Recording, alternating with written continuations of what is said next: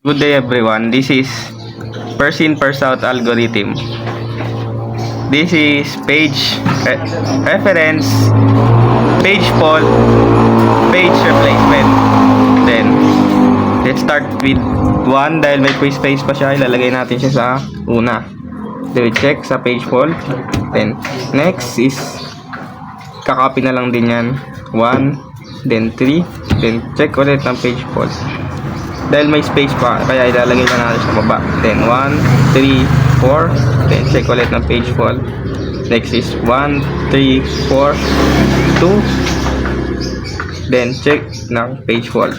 Dahil full na yung space niya, kailangan niya i-replace yung una. Ganito. 5, 3, 4, 2. Then check ng page fault. Sabay kung ano yung pinalitan mo, ilalagay mo sa page replacement. Then susunod is may bagong dumating, kaya ipapalitan mo yung sunod. 5, 1, 4, 2. Then check ulit ng page fault, sabay ipapalitan mo kung ano yung pinalitan niya. Then dahil same lang sila dito, wala ka nang papalitan, kaya ikakopy mo na lang. 5, 1, 4, 2. Sabay okay na yan. Susunod is ganun ulit, dahil meron na siya dyan, i-copy mo na lang ulit siya. 5, 1, 4, 2. Then next na may, dahil walang 3, may dumating na 3 pero walang 3 dito, papalitan natin yung 4. 5,